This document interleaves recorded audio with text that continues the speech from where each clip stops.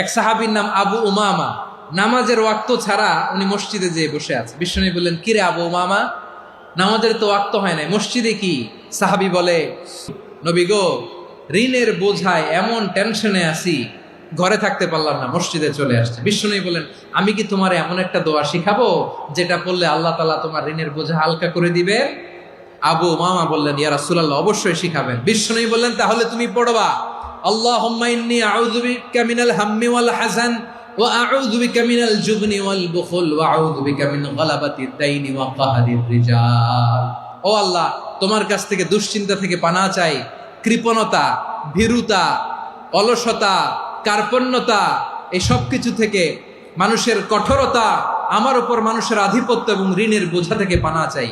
এই দোয়াটা যখন বিশ্বনবী শিখাই দিলেন, আবু উমামা বারবার এই দোয়া পড়েন, আল্লাহুম্মা ইন্নী আউযু বিকা মিনাল হাম্মি ওয়াল হাযান ওয়া আউযু বিকা মিনাল আজজি ওয়াল কাসাল ওয়া আউযু বিকা মিনাল জুবনি ওয়াল বুখল ওয়া আউযু বিকা মিন গালাবাতিদ দাইনি ওয়া কাহরির রিজাল।